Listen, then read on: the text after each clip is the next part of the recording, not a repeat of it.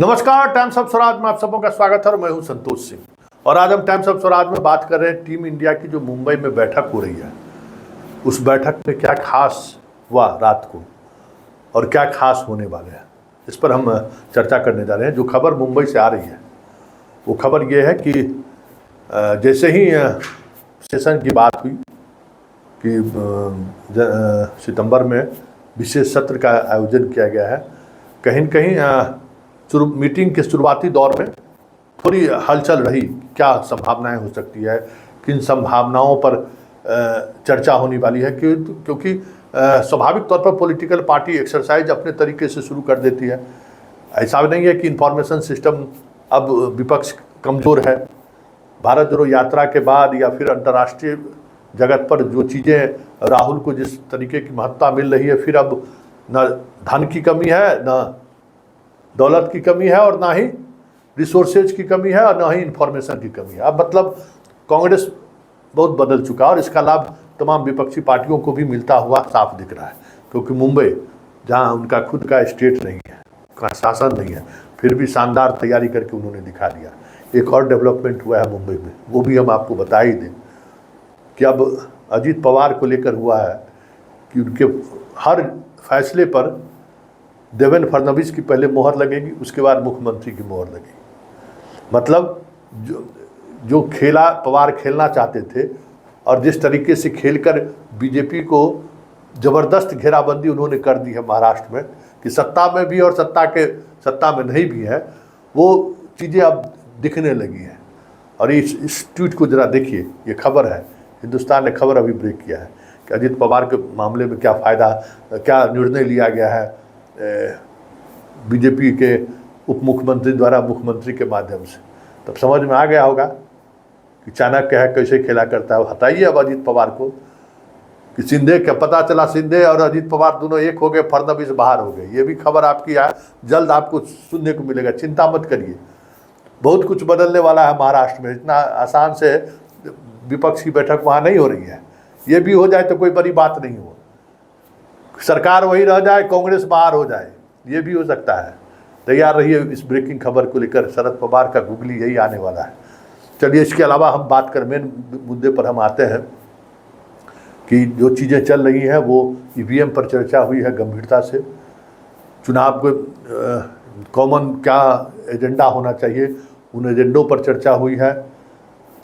Seat sharing को लेकर चर्चा हुई है, और सबसे गंभीर जिन मसलों पर चर्चा हुई है कि कोऑर्डिनेशन कमेटी, कन्वेनर, ये सारी बात की बात है। पहले ये कि हम लोग 1-to-1 सीटों पर तय कर लें कि कहाँ कितने सीटों पर चुनाव लड़ना है। वो लगभग 400 सीट ऐसी हैं जिन पर 1-to-1 का एक सहमति बनता हुआ दिख रहा है।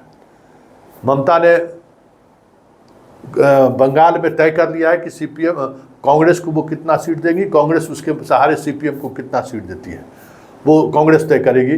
कल ममता बनर्जी का भतीजा का जो मुलाकात हुआ है राहुल गांधी से छुप के, जो खबर चली है उसमें यही तय, मतलब बंगाल तय हो गया है, बिहार तय हो गया है। दो जो राज्य हैं वो राज्य पूरी तौर पर, झारखंड तय हो चुका है कि कौन कितने सीटों पर लड़ना है।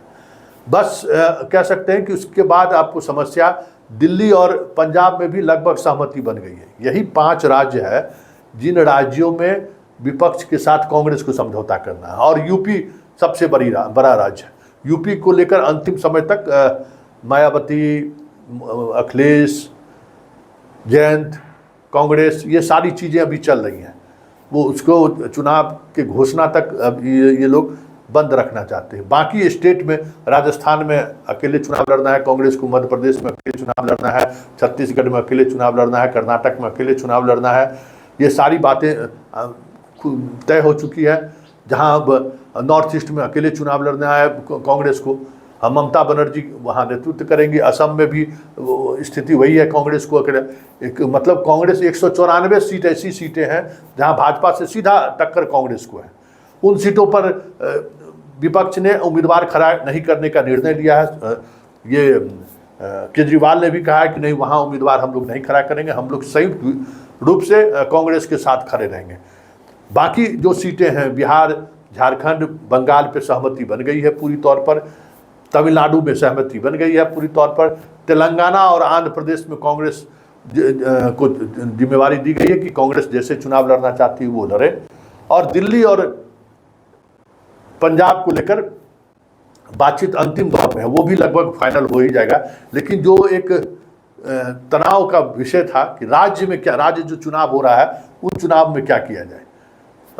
ममता बनर्जी इसको जिम्मा मिला है और नीतीश कुमार ये दोनों केजरीवाल से लगातार बातचीत कर रहे हैं, और आज सुबह भी इन लोगों की बातचीत हुई है और कहा यह जा रहा है कि केजरीवाल लगभग समझौते के मूड में आ गए हैं, और संजय सिंह सबसे ज़्यादा उसके पैरोकार हैं कि भाई अब बस कीजिए, इस तरीके से अगर हम लोग लड़ते रहे तो फिर हम लोगों को कोई बचने नहीं देगा। लालू यादव ने यही कहा है कि भाई व्यक्तिगत अहंकार को छोड़िए, देश फर्स्ट है, मिशन स्पष्ट रखिए। तो ये सारी चीज़ें आ रही है, और ऐसा नहीं है कि आपके आने से एक अलग तरीके का फोर्स कांग्रेस को भी मिलेगा, ये बात राहुल भी समझ रहे हैं, और राहुल को भी लक्ष्य 24 को लेकर ज़्यादा महत्वाकांक्षा के साथ वो किसी ऐसे विवाद को खड़ा नहीं करना चाहते हैं जिससे टीम इंडिया में एक अलग तरीके का नैरेटिव सेट करने में बीजेपी को कामयाबी मिल जाए। तो ये सारी चीज़ें तय हो चुकी है। प्रधानमंत्री का चेहरा कोई नहीं होगा, सब लोग मिलकर चुनाव लड़ेंगे, एक खास ये एजेंडे के साथ चुनाव लड़ेंगे। संविधान बचाओ देश बचाओ नारा रहेगा, जातीय जनगणना को फोकस करना है। ये सारी चीज़ें कल की बैठक में तय हो गई है, और अब जो चीज़ें शक्ल लेने अख्तियार कर दिया है, वो अब समझिए कि ये चीज़ें अब धीरे धीरे आगे बढ़ती जा रही है। लगभग 350 सीटों पर कांग्रेस चुनाव लड़ेगी, ये भी लगभग तय हो गया है, और बाकी सीटों पर विपक्ष चुनाव लड़ेगी। बिहार में 6 सीट पर लगभग सहमति बन गई है। यहाँ बंगाल में भी तमाम बैठकों में 10 सीटों पर सहमति बनती हुई दिख रही है। झारखंड में एक राजद और एक जदयू को भी देने की बातचीत हो रही है। ये जदयू को देकर एक अलग तरीके का कास्ट इक्वेशन झारखंड में बनाए, इसको लेकर हेमंत सोरेन भी तैयार है। कल हेमंत सोरेन से भी बात हो गई है और सहमति बनती हुई दिख रही है। तो ये कह सकते हैं कि टीम इंडिया की जो मुंबई चैप्टर है, वो मुंबई चैप्टर एक सकारात्मक सोच के साथ आगे बढ़ता हुआ दिख रहा है, और मुंबई चैप्टर का जो सबसे महत्वपूर्ण चीज़ें सामने आने वाली हैं, लोगों के साथ साथ जो प्रेस कॉन्फ्रेंस होगा और उसमें जो बातें आने वाली है, वो महत्वपूर्ण बात ये है कि 543 सीट पर 1 to 1 फाइट पर सहमति बन चुकी है, और उसको लेकर अब आगे बढ़ना है। 28 इस बैठक में है, एक और बैठक हमें लगता है कि कोलकाता में होगी। ऐसी बातचीत हुई है कि नहीं, बैठक जब तक चुनाव की घोषणा नहीं हो जाती है तब तक बैठक जारी रहना चाहिए। ये सहमति बनी है कि हर महीने में हम लोग एक बार मिले, और कन्वेनर को लेकर जो अलग अलग तरीके की चीज़ें आ रही हैं उस पर आज क्या सहमति बनता है ये दोपहर बाद तक पता चलेगा। लेकिन ये तय हो गया है कि हर महीने हम तमाम लोग एक बार 2 दिनों के लिए बैठें। इतना ही मोदी के लिए मुश्किल है, क्योंकि वो जैसे जैसे हम लोग बैठक करते हैं सबसे ज़्यादा नर्वस 90 के शिकार मोदी होते हैं, ये साफ दिख रहा है। पहली बैठक को वो उनको बहुत हल्के में लिए, उनको लगा कि कुछ अरे उसी नीतीश कुमार कर रहा है, लेकिन पहली बैठक में जो स्थिति रही, मीडिया का जिस तरीके से अटेंशन रहा, घबराहट तो मोदी खेमा में हुआ, और दूसरी बैठक में तो गजब हो गया। मतलब मोदी को भी अपना एनडीए का बैठक बुलाना पड़ गया, ये स्थिति वहाँ पर उत्पन्न हो गई। तो ये चीज़ें भी देखने को मिला। और तीसरी बैठक में आप समझ सकते हैं कि पार्लियामेंट के विशेष सत्र बुलाने की घोषणा हमको करना पड़ा। मतलब कितने भयभीत हैं, 200 रुपया सिलेंडर का दाम कम करना पड़ा। अब पेट्रोल और डीजल पर भी चर्चा चल रही है, 1 लाख से अधिक सरकारी नौकरी का वैकेंसी निकालने की बात चल रही है। तो ये बात टीम इंडिया के सदस्य भी समझने लगे हैं कि हम लोग जब जब बैठते हैं एक अलग तरीके का दबाव मोदी पर पड़ता है। तो ये जो मनोवैज्ञानिक दबाव मोदी पर पड़ता है उसका हम लोग कैसे इस्तेमाल करें, क्योंकि जब जब वो दबाव में आते हैं कुछ न कुछ बड़ी गलतियां करते हैं वो, तो वो गलती करें इसके लिए ज़रूरी है कि हम लोग मिल बैठ कर बात करें। और ऐसे में ये निर्णय लिया गया है कि हम लोग हर महीने में, जैसे 2 दिनों के लिए मिलते आ रहे हैं पिछले 3 महीने से लगातार, उसी तरीके से हर महीने में हम लोग मिले। अगली मुलाकात की बात जो जानकारी मिल रही है कि कोलकाता में अगली मुलाकात होगी, उसके बाद चेन्नई होगा।